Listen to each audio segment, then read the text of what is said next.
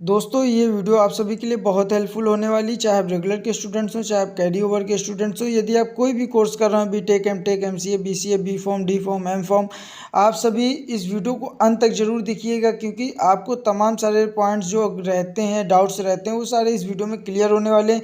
इसलिए आपको एक एक स्टेप बाय स्टेप सारी चीज़ें मैं समझाने वाला हूँ। इंटरनल एक्सटर्नल मार्क्स का जो इश्यूज़ होता है, बैक कैसे हटाएं और बैक क्यों आती है, सारी चीज़ें इस वीडियो में डिस्कस करता हूँ। तो AKTU doctor APJ Abdul Kalam technical university में किसी स्टूडेंट को बैक लगता है, क्योंकि बैक क्यों लगता है, इसका जो रीज़न होता है कि वह उस सब्जेक्ट में पास नहीं होता, तो इसलिए उसका बैक लग जाता है। आइए इसको फाइनली थोड़ा सा विस्तार से समझ लेता हूँ। तो बैक लगने का जो मुख्य कारण होता है वो थ्योरी प्रैक्टिकल में फेल होना होता है। हर सब्जेक्ट में मिनिमम पासिंग मार्क्स होते हैं। अगर स्टूडेंट्स थ्योरी और प्रैक्टिकल में दोनों में से मार्क्स हासिल नहीं करता तो बैक लग जाता है। इंटरनल और एक्सटर्नल मार्क्स कम होना, जैसे मान लीजिए AKTU यूनिवर्सिटी में इंटरनल मार्क्स जो होता है वो 25 से 30 का होता है। अब एक्सटर्नल मार्क्स जो होता है 70 से 75 मार्क्स का होता है। इंटरनल मार्क्स में कम आ गए तो अब एक्सटर्नल में फेल होने में से बैक लग जाती है। UFM की वजह से भी बैक लगती है। अगर पेपर में UFM अनफेयर मीन्स लगता है तो स्टूडेंट्स यदि चीटिंग करते हुए पकड़ा जाता है, उन स्टूडेंट्स की भी बैक लगती है या उसको उस सब्जेक्ट में फेल कर दिया जाता है। और अटेंडेंस इश्यूज़ क्या होता है, इसमें आप सभी को स्टूडेंट्स को बता दूं कि अगर कॉलेज की रिक्वायर्ड अटेंडेंस पूरी नहीं होती तो स्टूडेंट्स को एग्ज़ाम में बैठने की परमिशन नहीं मिलती, कभी कभी बैक लगा सकता है। तो ये स्टूडेंट्स के लिए हो गया कि आप किस तरीके बैक लगती है। बैक से बचने का जो तरीका होता है, आप किस तरीके बच सकते हैं, रेगुलर क्लासेस लीजिए, प्रैक्टिकल अटेंड कीजिए और जो असाइनमेंट दिए जाएं, इंटरनल टेस्ट लिए जाएं, वो सारे आप कंप्लीट करें। तो इससे आपको क्या होगा कि बैक नहीं लगेगी। अब ये मैं इसलिए इस बात को बोल रहा हूँ क्योंकि आप यदि कोई टेस्ट देते हैं तो उससे आपको वो प्रॉपरली एक क्वेश्चन तो तैयार होगा, दूसरा क्वेश्चन आपने टेस्ट में दिया तो वो दूसरा क्वेश्चन तो तैयार होगा।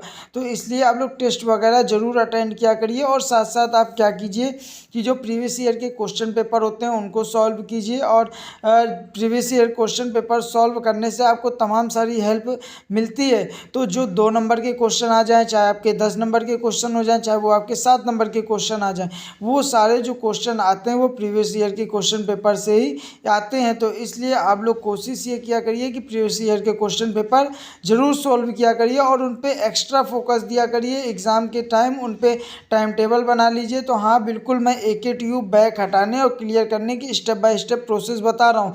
नीचे मैं आपको एक एक तरीका फिर पॉइंट बाय पॉइंट समझाने वाला हूँ। बैक क्लियर करने का जो तरीका है, स्टेप फर्स्ट में आप सभी को बता दूं कि बैक पेपर की लिस्ट बनाओ। सबसे पहले पता करो कि तुम्हें कौन से सब्जेक्ट में बैक है। AKTU स्टूडेंट पोर्टल पे कॉलेज के नोटिस बोर्ड पे चेक किया जा सकता है। अगले एग्ज़ाम के लिए रजिस्ट्रेशन कर दो। AKTU हर सेमेस्टर में बैक एग्ज़ाम सप्लीमेंट्री एग्ज़ाम आयोजित कराता है, जिसमें आप एग्ज़ाम के लिए रजिस्ट्रेशन फॉर्म भरना पड़ता है, फीस जमा करनी होती है। फिर इसके बाद आपको स्टडी और प्रिपरेशन किस तरीके करनी है। और आप लोगों को मेरी ये स्टेप बाय स्टेप, क्योंकि एक वीडियो बनाने में बहुत मेहनत लगती है, तो इसलिए आप लोग हमारी इस वीडियो को शेयर कर दीजिए। और चैनल पर यदि आप हमारे नए हो तो चैनल को जरूर सब्सक्राइब कर लीजिएगा। बैक वाले सब्जेक्ट के सिलेबस को प्रीवियस ईयर पेपर से अच्छे से पढ़ो और वीक टेस्ट और एक्स्ट्रा फोकस करो। इंटरनल और प्रैक्टिकल मार्क्स पे भी ध्यान रखो। एग्ज़ाम देने का प्रोसेस जो है, एग्ज़ाम हॉल में सभी नियमों का पालन करो, पेपर में सही तरीके से आंसर लिखो। अगर प्रैक्टिकल और प्रॉपर लैब रिपोर्ट डेमो दो और रिज़ल्ट अपना जो चेक करना है वो एग्ज़ाम के जो बाद रिज़ल्ट रिलीज़ होता है तो वो AKTU के पोर्टल पर रिलीज़ किया जाता है और कॉलेज नोटिस बोर्ड पर आ जाता है। अगर आप पास होंगे तो उसमें आपकी जो बैक होगी वो हट फाइनली जाएगी। तो सारे पॉइंट्स मैंने आपको डिस्कस किए। हमें लगता है मैंने सारे पॉइंट्स आपको समझाए। आपको ये वीडियो कैसा लगा आप मुझे कमेंट सेक्शन में कमेंट करके बताइएगा। यदि अभी भी आपके मन में कोई भी किसी भी तरीके का कोई डाउट्स हुआ तो आप मुझे कमेंट सेक्शन में कमेंट कर दीजिएगा। मैं एक एक कमेंट्स का आप सभी को रिप्लाई करूंगा। AKTU back exam complete time table कैसे 2025-26 का बनाया जाए, तो हर सेमेस्टर के बाद AKTU अपनी वेबसाइट पर बैक सप्लीमेंट्री एग्ज़ाम की सूचना जारी करता है। आमतौर पर रिज़ल्ट 2 से 3 हफ्ते के बाद जो इसका नोटिस आता है कि जो बैक का रिज़ल्ट का नोटिस आएगा।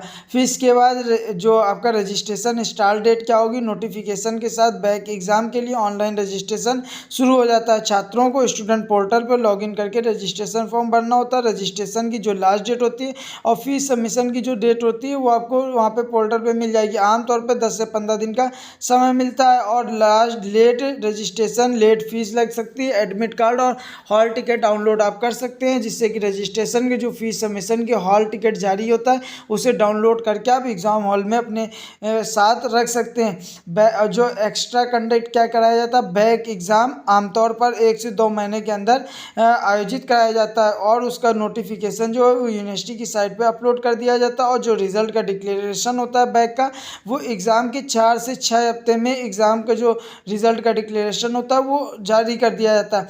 जो पहले फीस का स्ट्रक्चर था वो कुछ इस तरीके था, 300-500 था, प्रैक्टिकल अलग से होते थे। फिर इसके बाद अब लेट फीस 100-200 रुपये रजिस्ट्रेशन फ़ीस पड़ती थी, लेकिन अब सारी चेंजमेंट आप बैक यदि आपकी किसी सब्जेक्ट में आती तो आप को 1000 रुपये पेमेंट करनी पड़ेगी। आप लोगों से रिक्वेस्ट है कि इस वीडियो को शेयर कीजिए। चैनल पर यदि आप नए हो तो चैनल को सब्सक्राइब